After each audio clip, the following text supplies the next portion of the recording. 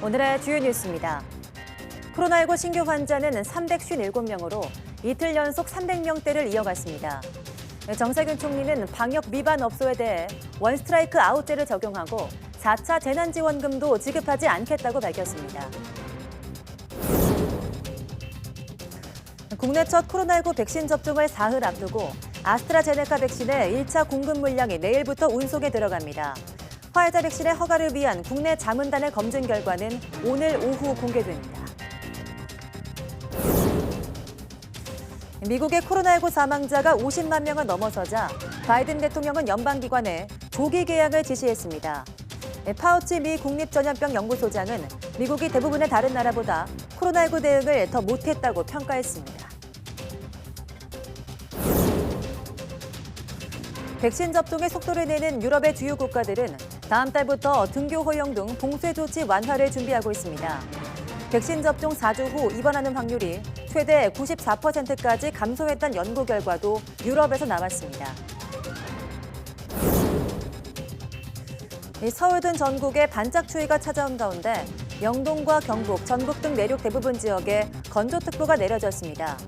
초속 10m 안팎의 강한 바람까지 불어서 화재 사고에 각별한 주의가 필요합니다.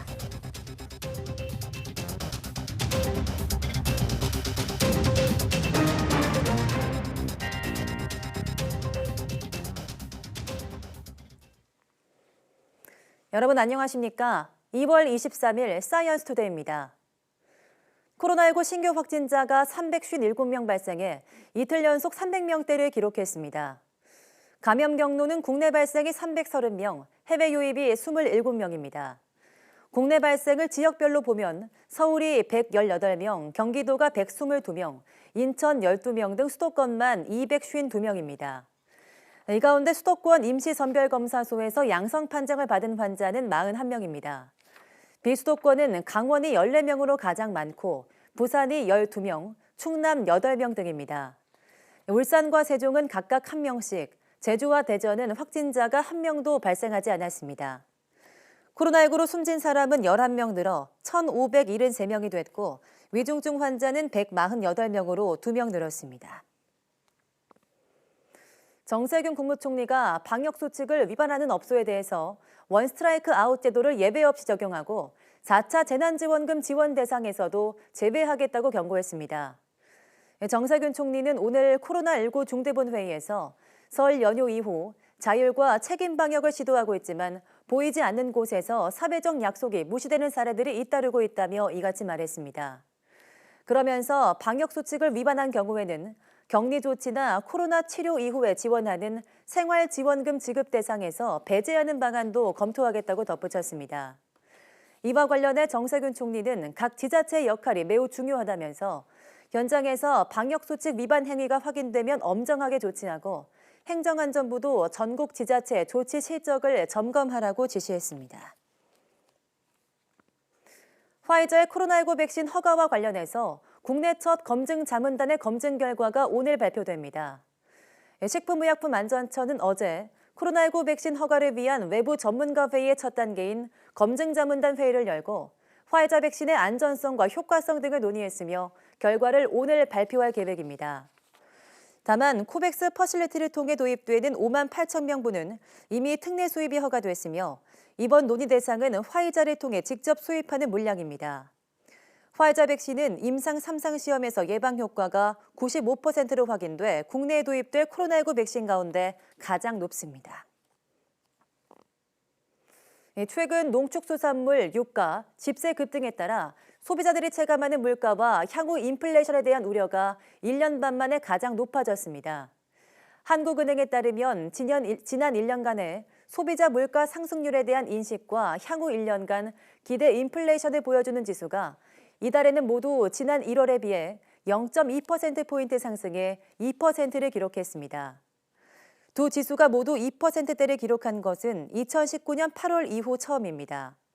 이와 관련해 한은 관계자는 최근에 농축수산물, 유가, 집세 급등과 함께 공공요금 인상이 소비자들에게 영향을 미쳤다고 설명했습니다. 정부가 오는 2030년까지 친환경차 785만 대를 보급해 자동차 온실가스를 24% 감축하기로 했습니다. 산업통상자원부는 오늘 정세균 국무총리 주재로 열린 국무회의에서 이런 내용의 제4차 친환경 자동차 기본계획을 확정했다고 밝혔습니다. 정부는 2030년 자동차 온실가스 24% 감축을 목표로 2025년까지 친환경차 283만 대, 2030년까지 785만 대 보급을 추진합니다. 이를 위해 공공기관이 친환경차를 100% 의무 구매하도록 하고 렌터카 대기업 등 민간에는 친환경차 구매 목표제를 도입할 계획입니다. 친환경차 수출을 현재 3배 규모로 확대하고 미래차 생태계를 키우기 위해 2030년까지 1,000개 부품 기업을 미래차 관련 기업으로 전환하는 계획도 포함됐습니다. 친환경 자동차 기본계획은 친환경 자동차법에 따라 산업부가 5년 단위로 수립 시행하는 기본계획입니다.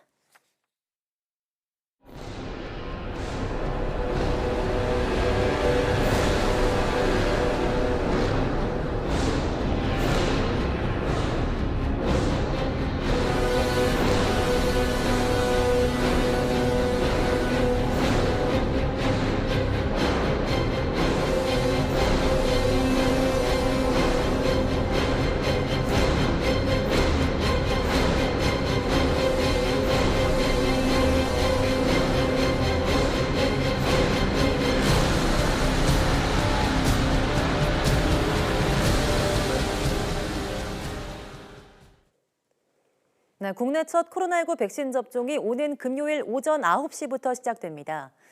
가장 먼저 접종되는 백신은 아스트라제네카로 전국 요양병원과 요양시설의 65세 미만 입소자와 종사자가 우선 대상입니다. 손효정 기자입니다.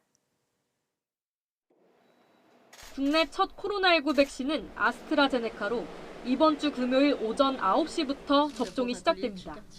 1차 공급 물량은 75만 명분입니다. 전국 요양병원과 요양시설의 만 65세 미만 입소자와 종사자가 대상입니다.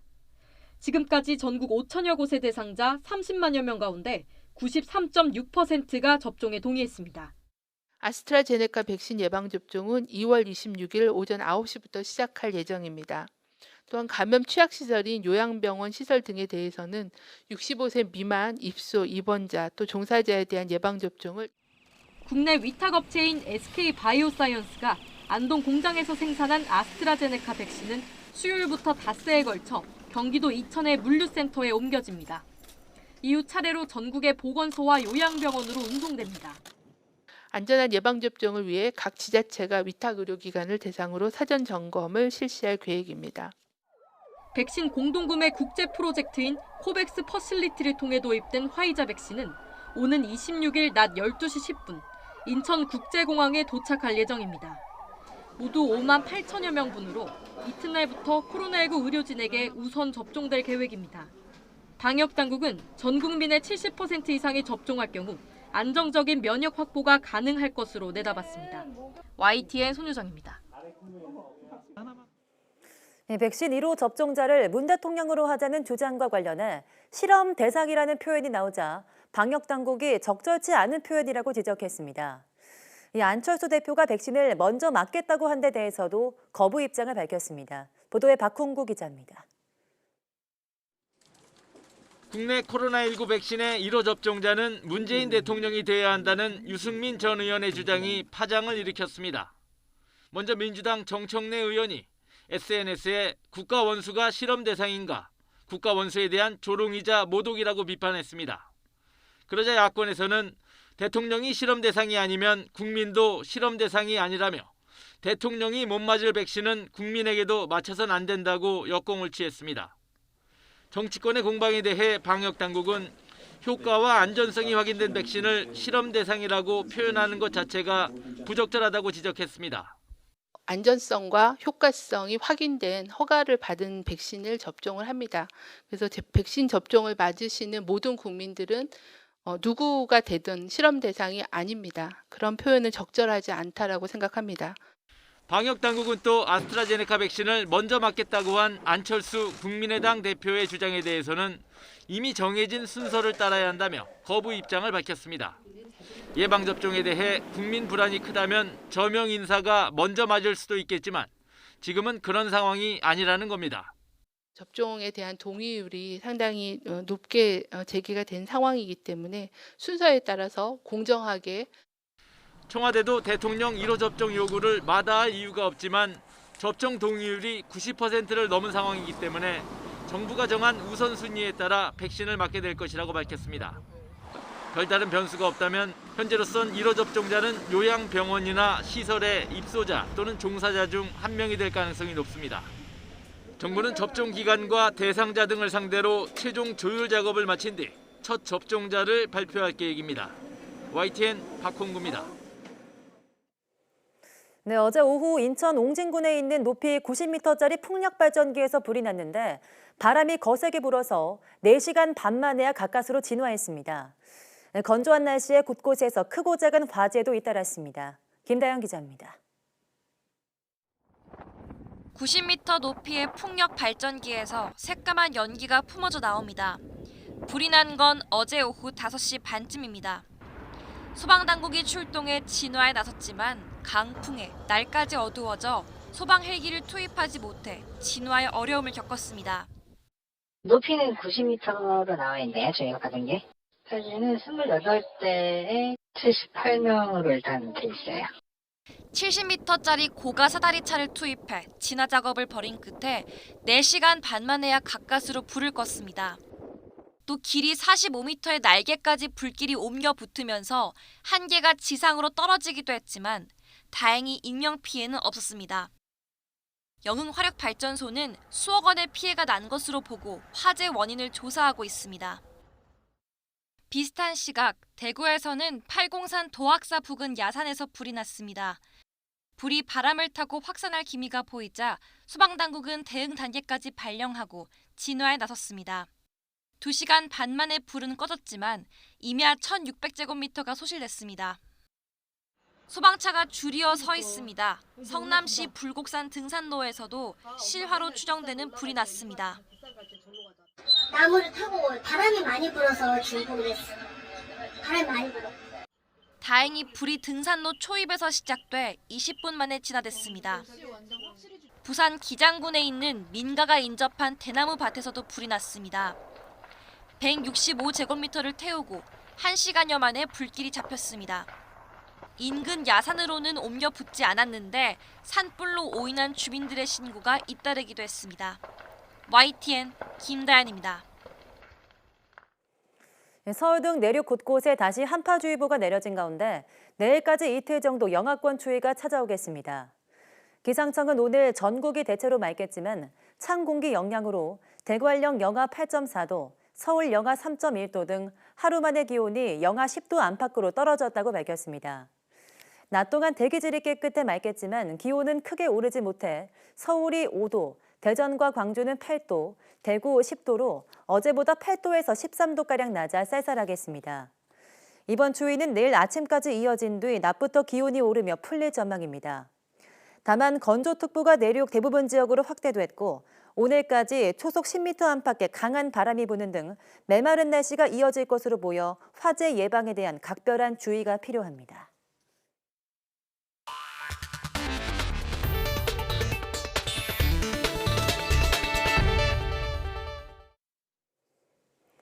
조 바이든 미국 대통령이 미국 내 코로나19 사망자가 50만 명을 넘어서면서 모든 연방기관에 조기를 개항하도록 지시했습니다. 젠 사키 백악관 대변인은 브리핑에서 코로나19 사망자 50만 명이라는 침통한 이정표를 기리기 위해 닷새 동안 조기를 개항할 것이라고 밝혔습니다. 바이든 대통령은 또 영부인과 함께 백악관에서 열린 촛불 점화 기념식에 참석해 코로나19 희생자들을 추모했습니다. 바이든 대통령은 이 자리에서 방역 지침 준수와 백신 접종 등을 통해 코로나19 상황을 종식시키기 위해 전 국민의 협조를 당부했습니다. 미국의 코로나19 누적 사망자 수는 월드오미터 기준으로는 우리 시각으로 어제, 그리고 존스홉킨스대 기준으로는 오늘 50만 명을 넘어섰습니다. 네, 미국이 대부분의 다른 나라보다 코로나19 대응을 더 못했다고 앤서니 파우치 미국 국립알레르기 전염병 연구소장이 평가했습니다. 파우치 소장은 현지 시간 22일 ABC 방송에 출연해 고도로 발달한 부자 나라임에도 역사적으로 돌이켜보면 우리는 다른 나라보다 더 못했다고 말했습니다. 또 돌아가서 무엇을 할 수 있었을지 생각해보면 과거 그땐 통일된 접근을 하기보다는 다른 주들의 이질적인 대응 같은 일들이 있었다고 설명했습니다. 특히 코로나19 사태 초기에 사망자 수치가 24만 명까지 올라갈 수 있다는 얘기가 나올 때 사람들은 우리가 과장한다고 생각했지만 지금 사망자가 50만 명으로 놀라운 숫자라고 덧붙였습니다. 네, 국민들을 대상으로 발빠르게 코로나19 백신 접종을 하고 있는 유럽 주요 국가들은 다음 달부터 각급 학교 등교를 허용하는 등 봉쇄 조치를 완화하는 계획을 준비하고 있습니다. 백신 접종 뒤 4주 후에 입원하는 확률이 최대 94%까지 감소했다는 연구 결과도 나왔습니다. 강성옥 기자입니다. 영국 잉글랜드 지역에서 다음 달부터 코로나19 봉쇄 조치가 단계적으로 완화됩니다. 3월 8일에 모든 학생들이 등교하고 29일부터는 축구와 골프, 테니스 등 야외 운동도 허용됩니다. 스코틀랜드에서는 현지 시간 22일부터 초등학교 저학년 학생들이 등교를 시작했습니다. 독일도 사적인 모임과 학교 식당 등 3개 분야별로 단계적 봉쇄 완화 계획을 만드는 작업에 착수했습니다. 보리스 존슨 영국 총리는 4단계 봉쇄 해제 로드맵을 발표하면서 가장 큰 걱정은 변이 바이러스라고 지적했습니다. We can't, I'm afraid, rule out reimposing restrictions at local or regional level if evidence suggests they are necessary to contain or suppress a new variant which escapes the vaccines. 유럽 각국의 봉쇄 완화 조치는 백신 접종의 효과에 근거하고 있습니다. 화이자와 아스트라제네카 코로나19 백신을 접종한 뒤 4주 후에 입원 위험이 90% 안팎으로 낮아졌다는 연구 결과도 나왔습니다. 스코틀랜드 에든버러대 연구 결과 화이자와 아스트라제네카 백신을 접종하고 4주 후에 입원 위험은 각각 85%와 94% 하락했다고 BBC가 보도했습니다. 80세 이상은 81% 감소했습니다. 대표 연구자인 아지즈 셰이크 교수는 아직 초기 자료지만 2가지 백신 모두 아주 잘 들었다며 미래를 낙관할 만한 이유가 된다고 기대감을 표명했습니다. YTN 강성욱입니다. 세계보건기구의 코로나19 기원조사 전문가팀이 중국 우한의 첫 확진자에 대한 추적 조사를 권고할 것이라고 미국 CNN 방송이 보도했습니다. CNN은 전문가팀이 중국에 의해 코로나19 첫 확진자로 보고된 2019년 12월 8일 발생 환자에 대해서 광범위한 추가 조사가 필요하다고 지적했다면서 이렇게 전했습니다. 또 이른바 우한의 코로나19 1번 환자로 알려진 이 40대 남성이 사무직에 종사하며 외국 여행을 한 적이 없지만 부모가 야생동물을 파는 우한의 다른 시장을 방문한 적이 있다고 설명했습니다. CNN은 아울러 전문가팀이 초기에 집단 발병한 화난 수산시장의 공급망에 대해서도 즉각적인 조사를 촉구할 것으로 알려졌다고 덧붙였습니다. 제닛 옐런 미 재무장관은 비트코인이 매우 투기적인 자산이며 매우 변동성이 높다는 점을 사람들이 알아야 한다며 부정적인 입장을 거듭 피력했습니다. 현지 시간 22일 뉴욕타임스 주최 딜북 컨퍼런스에서 열린 옐린 장관은 비트코인이 거래 메커니즘으로 널리 쓰일 거라고 생각하지 않는다며 이같이 비판했습니다.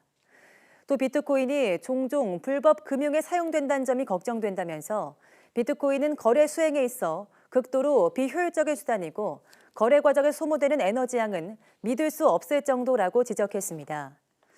비트코인을 채굴하려면 컴퓨터를 이용해 복잡한 수학 방정식을 풀어야 하고 이 과정에서 많은 전력이 소모되는데 전력 소모량은 뉴질랜드 전체 연간 소모량과 비슷하다고 CNBC 방송이 전했습니다.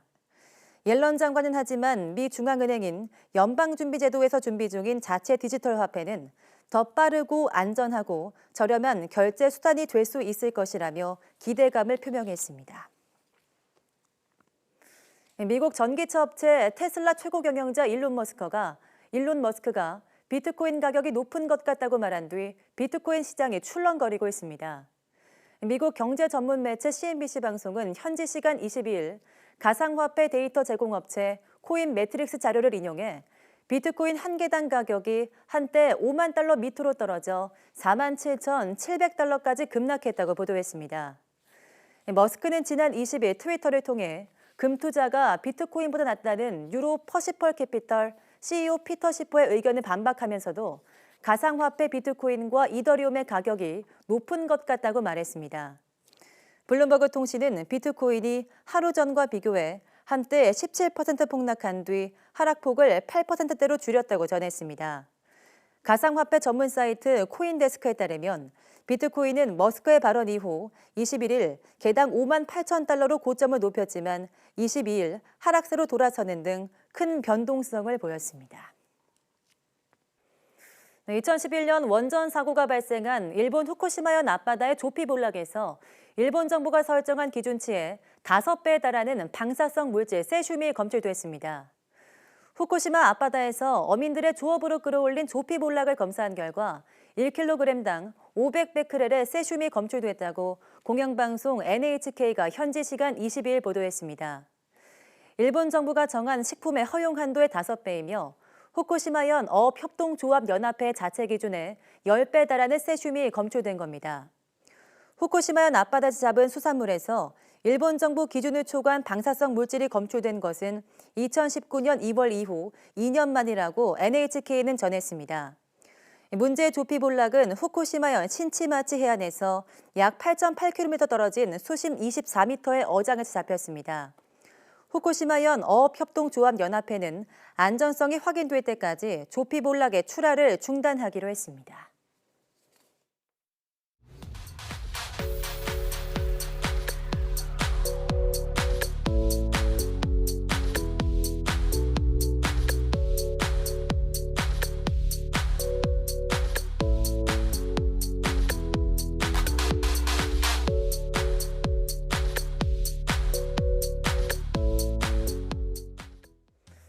지난주 기록적인 폭설로 미국의 4분의 3이 눈으로 뒤덮이고 남부 일부 지역은 알래스카보다 낮은 기온을 기록하는 등 미 전역이 꽁꽁 얼어붙었습니다.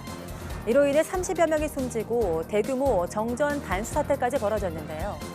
오늘 오후 사이언스 투데이 날씨학개론에서는 이번 미국 한파에 대해서 이야기 나눠보도록 하겠습니다. 많은 시청 바랍니다. 함께해 주신 여러분 고맙습니다.